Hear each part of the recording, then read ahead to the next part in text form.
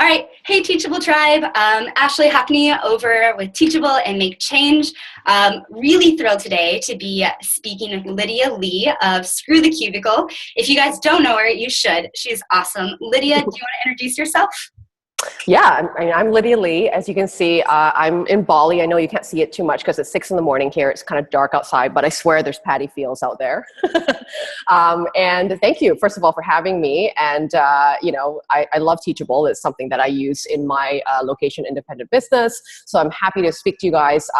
So as you said, I'm the founder of Screw the Cubicle. And basically, and essentially what I do is I coach corporate escapees how to leave their jobs and build a business that allows them the freedom of location, choices, whatever it is that is their definition of freedom. So I'm usually the girl that comes in the beginning stage where people are like, I don't know if I have anything good to offer, or, I don't know what my skills are. What can I do for a business? And so that's when I come in and go, all right, let's work together and figure out what are your talents, what are your gifts, and how can we create a business that you're going to love. Absolutely. And Lydia's content is amazing. We've featured it before in Make Change because it is the real deal. A lot of people say these nice fluffy things. It actually shows you how to do it, which is awesome. So my first question for you is, at what point did you yourself say, screw the cubicle, like ditch that, I'm done with this? You know what? That Screw the Cubicle thing was in my mind for many, many years, but I wouldn't say I acted upon it because that's everybody I'm sure that's listening that's in a cubicle right now is something you think about, but it's almost this faraway dream. It's like I'll do it when dream, when my kids grow up, when I get more money, when I sell the house, whatever is the if, right? So, when I was in corporate, I was the girl that always got the promotions. I was the girl that always strived for success. And let's just say my story, I guess, I climbed the corporate ladder and the view wasn't what I was expecting.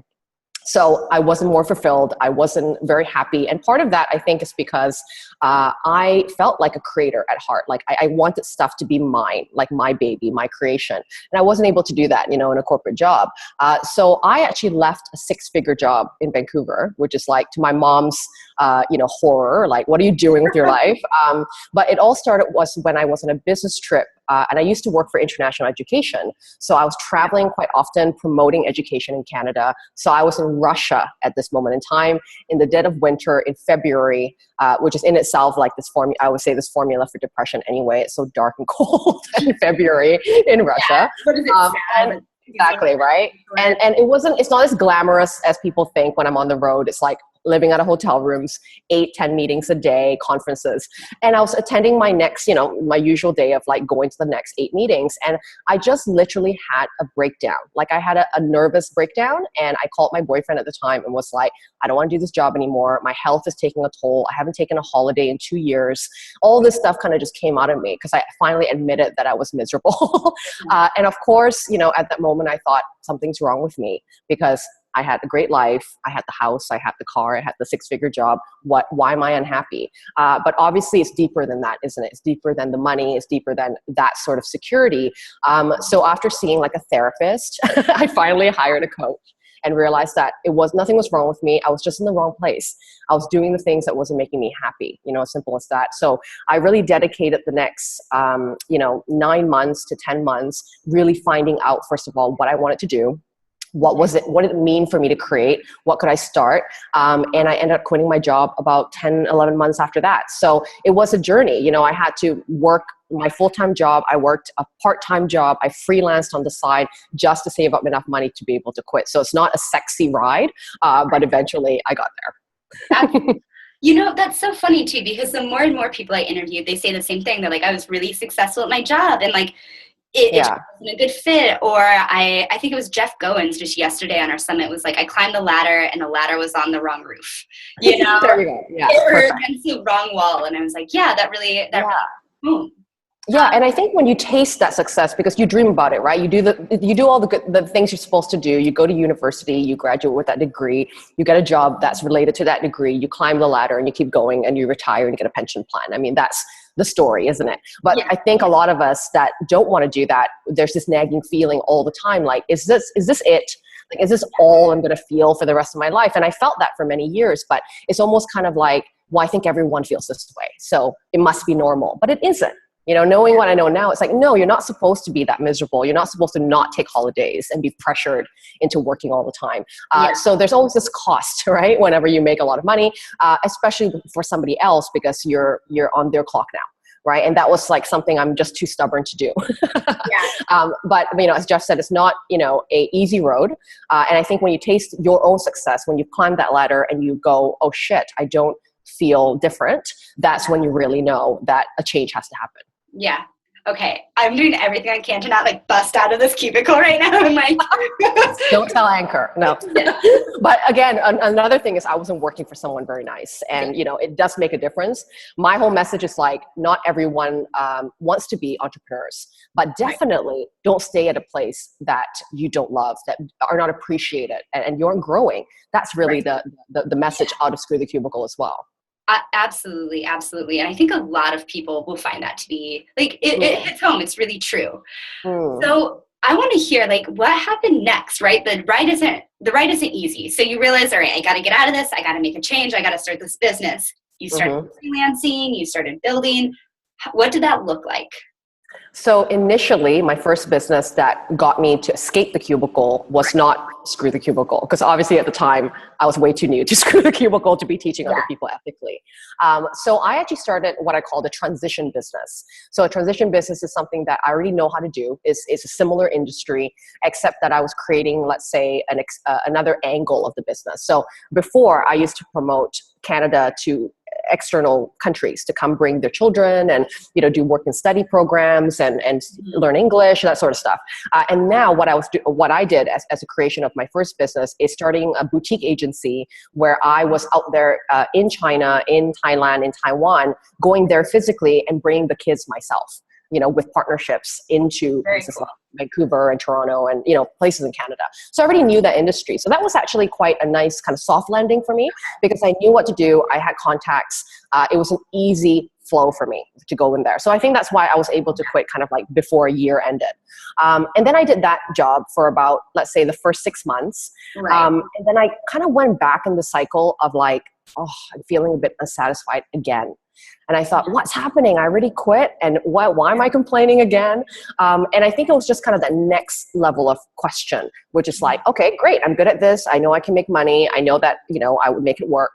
But what is this sort of like deeper dissatisfaction? What is it that I really want to say? What is it that I really want to do? And I didn't know about that. So I started blogging, as we all do, to try to just get it out of our system and get it out there. I started a blog called Screw the Cubicle, which is basically documenting my own journey around my identity crisis of like leaving my old life and like starting brand new and not knowing anything. And I talked a lot about the fear of security, the fear of like shaming my family, if you come from an Asian family, you'll know what I'm talking about. And it's the whole guilt around giving up something when there was a recession happening in the city. So it's like all these feelings, and I wrote it all out. And then people started finding my blog, and then friends of friends would take me out for coffee or dinner and go, can I just talk to you about how did you do it? And what would I need to think about? So in the beginning, I just literally gave everything out for free, like just my advice and tips around like how to save money, how to have those difficult conversations with your spouse and your children, how to, maybe negotiate part-time hours with your boss so that you can still work there, but maybe negotiate a different role, how to get part-time freelance work. So all this practical preparing to take the leap stuff. And then I thought, why am I not doing this on the side to try it out? Like I've never coached before, but obviously it's like a natural thing for me to do. I love answering questions. So let's just do that. And then eventually I was running both businesses together at the same time until Screw the Cubicle really took off. And I went, this is way more fun. This is way more on path of around my messaging now. So I closed down the first business and started to focus on Screw the Cubicle full time. Gotcha. Okay, cool. That's a very interesting journey. And also it's really interesting to hear too. It's like from one business to another to another. Okay. So Through the Cubicle, it took off. You have both courses, you have a blog, you have coaching. What's your favorite? What do they look like? What's been the impact on your business between all those different areas? Right. So last year I did kind of an experiment around, trying different ways of delivering what I wanted to share with the world. And, you don't know till you try, right? So in the beginning of time, I was literally, my whole business model was just based on one-on-one private coaching, intimacy, private, personal. And that was fun. That was awesome. That's what created the products. That's what brought me closer to the pain points of my customers.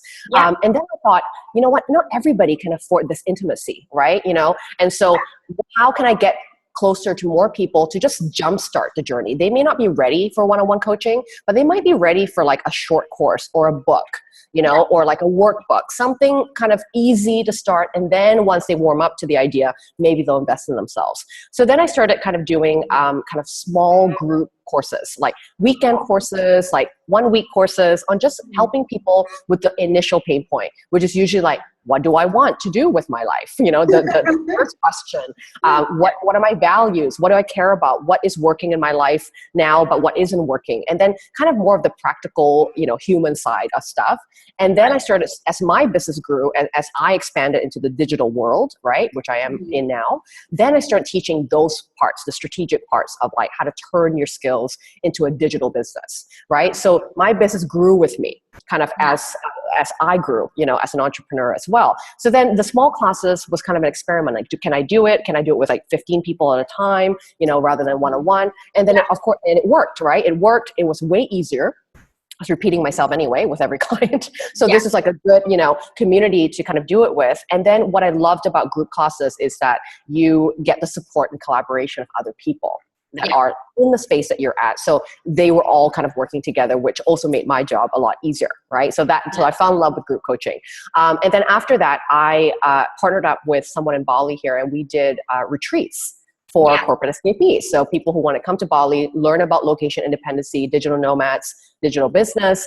And we ran 7 retreats last year, which is a lot of live experiences.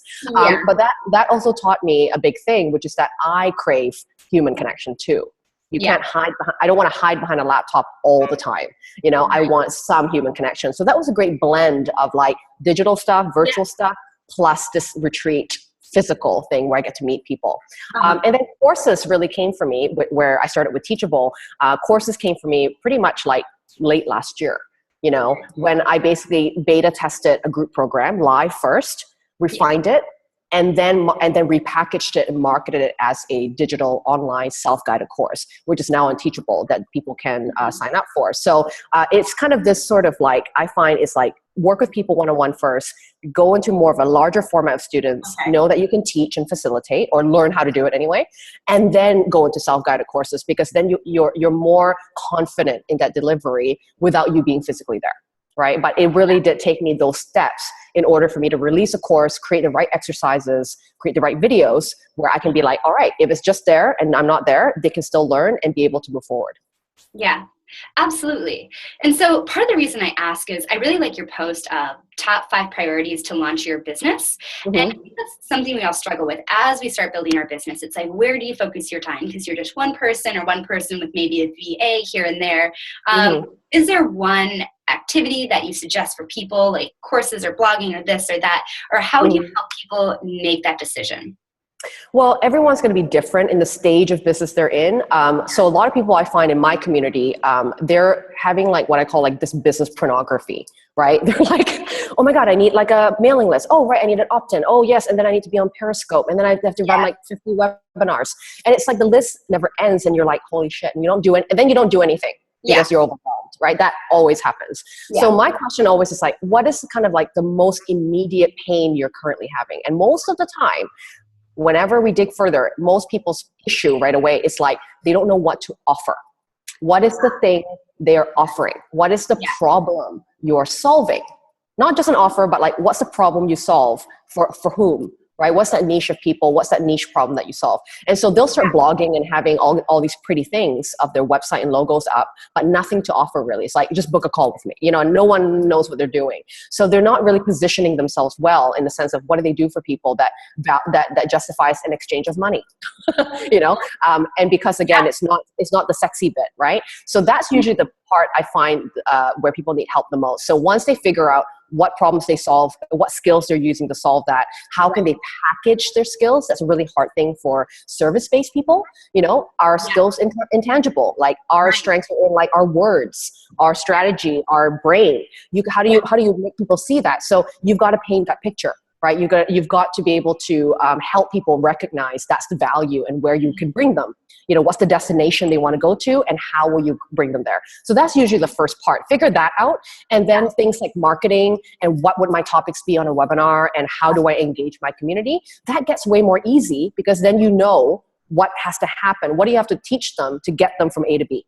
Absolutely. And it might be like 10 major topics. And so that dictates for you your blogs, your content, you know, your pieces of information. So I have a spreadsheet, for example, that has these 8 major topics I always cover, right? People love these topics. And then I break them down into multiple topics, mini topics that are related.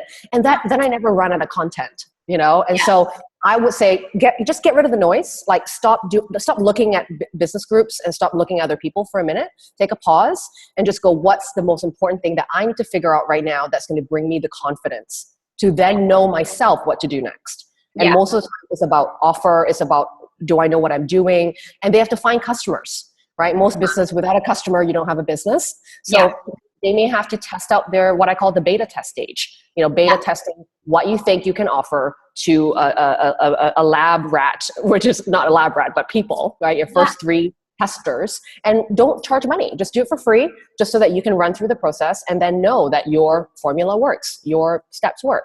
That's usually my advice. Absolutely. And I think that's echoed by almost everyone I've talked to that's been successful. It's like finding this offer, this idea, and it's based on like a pain point and really testing that. You know, because you want to test it when it's there rather than when you've created this whole business or you're scattered. Totally. Yeah. And the same thing goes for courses. Like how many people just like, I have a course idea and they put it out there and then crickets, right? No one buys the course. And it's because they haven't tested the process with real humans. You know, if you're in a human business, you got to test it with humans. And that might just be 3 people or a small condensed kind of group. And then once you run through it, then you have the opportunity to fix it, right? Oh, that exercise didn't work. Or that way I talked about that instruction wasn't clear enough. I had to film a video instead or a screen recording. Like something will help you, you know, make it better, you know? And then when you put the course out there, it's like, oh, it works, you know? Yeah, absolutely. Like preach. That is what you can launch your course with like just your sales page. And if people don't buy from the sales page, then you know it's your sales page or your idea and not how you deliver the content, what kind of content it was, or even launching with 2 pieces of content. That way you can get feedback in those comments. It was like one thing we did here at Teachable, it was so small, but we used a microphone that like didn't record us that well. And like halfway into the content, people were like, and this was the first lecture and the first module, like, hey, you need a different microphone. So rather than having this whole piece of content that didn't work, it was one lecture that we could redo. That's right, exactly. And so, you know, for Teachable, like same thing as you talked about the pre-selling, that's what I did. I didn't really even think I could do that. But then I was like, of course I can. Like I have the framework. I know what I'm going to teach. I may not have the meat of it just yet, but I know what I'm going to teach. So I did a pre-sale page as well. And like actually I got more sales on my pre-sale phase than at my actual launch because you know, people were excited, right? They want to be early adopters of a new idea. Oh yeah, totally. Cool. Yeah. I mean, that's exactly it. But I have to say I'm a little distracted because behind you right now, the sun. There's actually sunshine. You're in Bali. On a little bit of a lighter, fun note, how did you end up in Bali? Like, how did honestly, I don't even know. Really, what happened was about so come this September, I would have been living in Bali for 3 years. I can't believe this. It's been a whirlwind. And so originally 3 years ago, I'm from Vancouver in Canada originally, and so I was based out of there. I started my business there, but it's really expensive. I mean, you know what I'm talking. You're in New York, so like you know. So I was like, as a startup, you know, every penny counts, right? I want to invest back into my business, but living in Vancouver was super expensive. So I thought, you know, could I research? And I was a huge Tim Ferriss fan. So obviously I read the 4-Hour Workweek and go, can this work for me? Are these just for coders and programmers? Can a person like me, a coach, do this? So I ended up actually like selling everything that I owned in Vancouver, like all my 38 pairs of shoes and my furniture. I sold it all, rented my house out and took a backpack and just went, I'm just going to go for 6 months. I'm just going to live in a couple different countries in Southeast Asia, see if I like it, and then I'll just come right back. So I did that. I started off in Cambodia. I was writing a book at the time, and somehow Cambodia was kind of very noisy for me. So someone suggested Ubud in Bali. So Ubud's famous from the Eat, Pray, Love book, as you guys all know. Yeah. And I thought, great, I'll go there and have good food, do yoga, and be quiet and just do some work. And so I got here, found a great co-working space here, and ended up meeting tons of startups and digital nomads just like me. And I went, this is my community. So I've been just based out of here in the last 3 years. I haven't returned home yet. I'm returning home for the first time this summer. Yeah. But it's my base, so I live out here, but then I still travel through to different places in Asia. Yeah. But my stuff, my backpack and my, whatever I've accumulated in the last 2 years is here. So it's by accident, but I think once you find your community, once you find your lifestyle choice, I think it's a no-brainer. Yeah, absolutely. And if that wasn't inspiring, and the sun and the big leaves out there, it really is. Yeah, it's pretty cool. Yeah. Okay. So to jump to something else, you've been featured in publications like The Telegraph, Elle, Canada, Forbes. Those are really big names, and not a lot of people get there. And how did you do that? Okay, good question. Some of them were actually, so the recent ones that I was featured in Huffington Post and Forbes, these were two specifically where I submitted an article to Forbes and Huffington Post. And lucky for me, one of my own clients and also a friend was an ex-journalist who actually coached me on figuring out how to pitch to big publications like that. So I was actually just repurposing a lot of my own old blogs. So I didn't have to write anything new and just repurpose old blogs to places like that. And it got accepted within 24 hours. Like Forbes accepted me in 24 hours, Huffington Post in like 6 hours really quickly. So I got very, very lucky, but also I think it was kind of strategic direction of like figuring out what they want to hear and then pulling the right content that I already have and turning that into an article. So that was cool. The other features like The Telegraph, Virgin also featured me on a spread, was from journalists actually approaching me. So I think how that happened was that I have quite a good visibility presence on the online world. So I pride myself on just showing up. I don't care if my hair is done or not. I mean, today I look okay. But most of the time in Bali, I'm like sweaty and like stringy hair. But I will film a video. I will always connect with my community through, showing my face somehow. So I have a YouTube channel. I've got tons of different places you can find me. And so I think they found me through those platforms. So I always say, the power of just like continuing to show up. It doesn't matter if you start with one person, one audience member to 1,000 or 10,000 people. Just consistent show up. Every week, film that video. Don't stop, because eventually somebody will notice. Eventually someone will care. And they did, So then all of a sudden it just came out of nowhere. So when that article for Virgin was, I was one of the interviewees, which I actually mentioned Teachable in it, because they said, what do you use for your tools? I'm like, Teachable. And so you guys were in it as well. And so that got tweeted by Richard Branson. Yeah. Right? So that was pretty cool. And then the next week after that, my Huffington Post article was shared by Tim Ferriss on his group. And that was also another amazing time. So you just never know what the hell can happen in the digital world, but just keep showing up. Just keep showing up. Just keep showing up. Okay. So as far as branding, right? So it's like, okay, I'm just going to show up. What are the few things I need to do to like stay consistent, keep with my brand? If I'm not going to worry about my appearance, what do I worry about? Right. So first of all, we want to think about our audience, right? We want to think about how people want to hear things. So my guys everyone could be different, but I found that my best way of delivery is verbal and like you can see me, right? My writing takes a bit longer. Like I can write, but it'll be like more time for me to like think about it. But if I talk it out, I'm just a better communicator. And people have said, I really loved seeing you on a webinar, or I loved your video. So I keep thinking about them and going, right, they've told me that. So I need to serve them. So instead of writing tons of blogs when that pains me, and also they don't want to read it, right? They rather hear it. Well, then I focus my efforts on that sort of delivery. And I think part of that is like this reflection around like, how do you want to express yourself as an individual?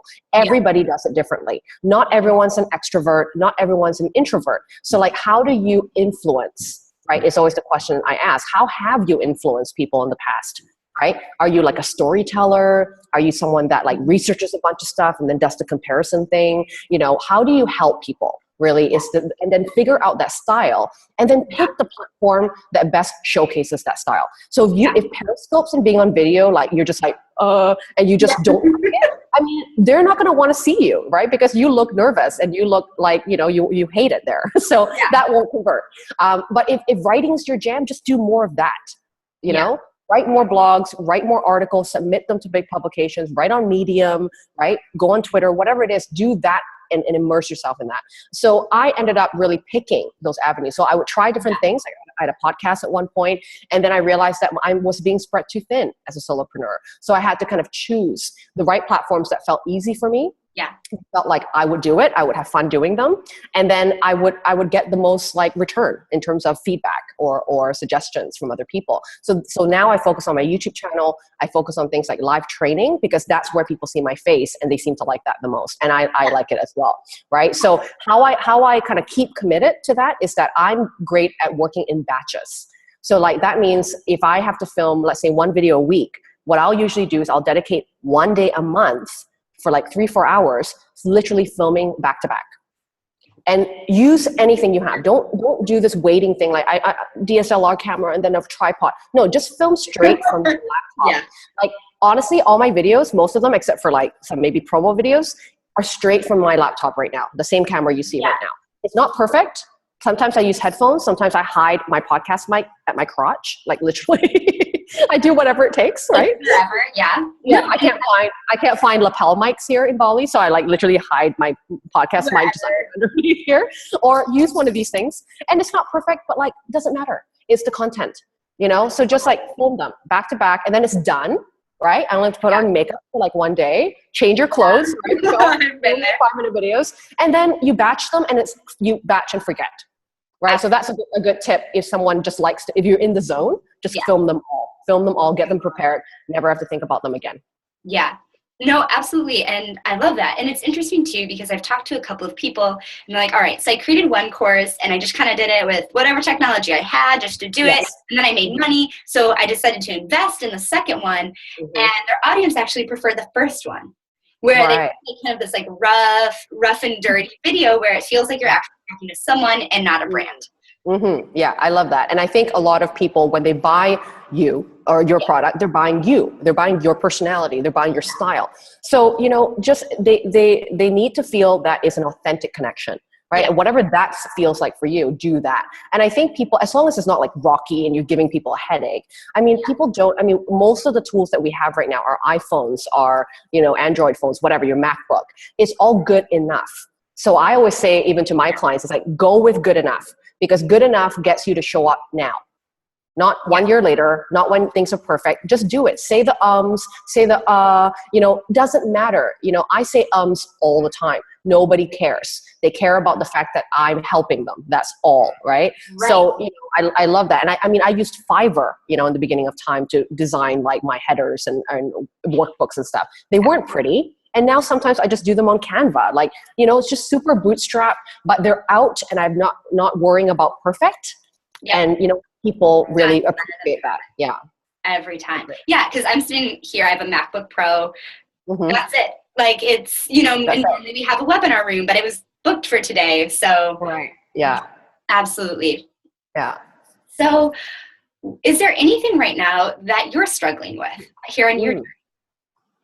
Well, you know, one of the things I sometimes struggle with living in Bali is, I mean, we're getting better in the infrastructure of internet, which is very essential to my business. So a lot of the times I love working from home. Like that's where I'm comfortable. That's where I kind of get more creative, but it's not always available. Like the internet's not always available as strongly at home. So like today I had to come in, as you can see, to a co-working space, which is fine. But sometimes I think you have this impromptu thing you want to film and upload right away, and I can't do that. I literally have to like film, take my scooter, run out to the co-working space, upload the video. So it's like it's a process. So that's like really the only thing that's really in my world that's kind of bothering me for Bali. But it, you know, I'm not going to complain because, as I said, I've got a good life here as well. I think another thing about business in terms of growth, you know, I'm reaching that point right now where I'm outgrowing actually my old audience, which is interesting. So now it's like, you know, I used to coach a lot on the self-development part of like fear and mindset, which I still do, but I was really focused on like people who really had no idea what they want to do with their lives. And now my focus more is like on the second phase of people where they've done the soul searching, they've done the courses and developed a bit of a knack for understanding what they want. And now I'm kind of focusing more on helping people grow their business, like launch it and grow it and get that visibility that I've been lucky enough to get. So sometimes I think the struggle could be like, I don't want to abandon the first guys either. I don't want to abandon like the first immediate beginner stage. But what that's challenged me to do now is actually, instead of coaching them personally now, I'm now be able to turn my steps that I would do in a coaching session into a book or into audios or into like a 30-day email course or something. So it's challenging me to create products that serve the beginner stage and then dedicate and commit my time, my personal time, the one-on-one stuff, towards more of this other stage that, I'm more excited about now. And so I think as your business changes, there's adjustments, and I'm going through that adjustment right now of like, what should I make into a course? You're aware of it, right? You're not trying to keep the one thing. You're not inflexible. You're still meeting those audience pain points as they evolve. Yeah. Yes, absolutely. And it's learning new skills to be able to do that. So like, I had to get trained on how to teach. Right? So like, one of the biggest misconceptions for coaches, for example, is like they think coaching is the same thing as teaching. It's actually not true. There's a difference, and there's different ways of learning when you have an online course. Whereas coaching, you're there to fix it. You're there to say the right stuff, but when you're not there, you better damn well be filming videos or having exercise that really will hit the mark, right? So I had to get training. I had to hire someone who was a curriculum coach to actually help me develop curriculum, develop exercises, which I think is really essential for me feeling confident around not being there for courses, right? Or physically there for courses. Yeah. So you always have to upskill. I believe you always want to upskill, but it's all exciting because all change always means that you're growing. So it is a sticky stage for me, but at the same time, is what has to happen for me to get to that next level too. Absolutely. Absolutely. That's very cool. And I think there are people listening to this right now who are at that point where that's changing. Yeah. Perfect. So before I let you go, is there any last minute advice you would give to someone who's watching this from their desk, watching this at home, and thinking, man, it might be time. It might be time to make that leap and go. Yeah. It's going to be one simple advice, which is basically decide to decide. As in, once you make that choice in your head, and you really commit to that choice, not the like, oh, I'll do it when we started the call, I said there's this kind of looming mindset thing, is that once you decide that this life, the life that you're living, is not the life that is meant for you, is you're designed for something else. You may not know what that something else is, but you just know in your hearts of hearts, this is not where you're supposed to be. Trust that feeling, right? Trust that feeling. And then just decide to make a choice. And once you decide to make a choice that is like, I'm going to do whatever it takes to find out what the next path is for me, you will then have a much bigger awareness around who to ask for help with, who to talk to, how to kind of deal with this when you've decided that you want to go there. You don't want to be here. And then things happen for you, right? You meet the right people. You might hire somebody, right? That can all change in a matter of days when that happens. But you do need to decide, which seems really simple, but really it's the kind of catalyst, to go, I don't want this. Yeah, when you make that decision, it's all of a sudden like from kind of tangible, I'm not really doing anything, to doing it. Exactly. And know that you don't need to do it alone, because I always think about like, who do you admire? Like, so someone having a life that you want, or, you see a blogger, it's like, I want to be like that person. Like, reach out to that person and ask the question, like, how did you get to where you got to? Because perhaps there's something in their story that they're willing to share that can help you out. So I always think the power of community, ask people for help, ask for support, ask people how they did it, and be able to absorb that sort of like, the tips and the advice that they've gone through, and then make it work for you. But without action, nothing happens. So we have to feel it. So the choice comes from the heart. And then we have to use our nice logical brain to think up of ways that we can do this. And so when you're working a full-time job, it's not about full-time, trying to coach yourself out of that job because you won't have enough time. But block off like one day a week. Maybe it's Sundays from 3 to 5 p.m. where you're going to dedicate to like researching stuff online, or reaching out to a coach online, or being a part of groups that allow you to ask questions. So immerse yourself into your exit plan, because if you don't focus on it, you don't commit to it, you don't dedicate a small amount of time every week, in time will again be this sort of fleeting thought. And another year will go by, and another year will go by, which is what happened to me. So decide to decide, create some action to commit to it, get an accountability buddy, get a coach, whatever it is that you need, and make it happen, because it will. Perfect.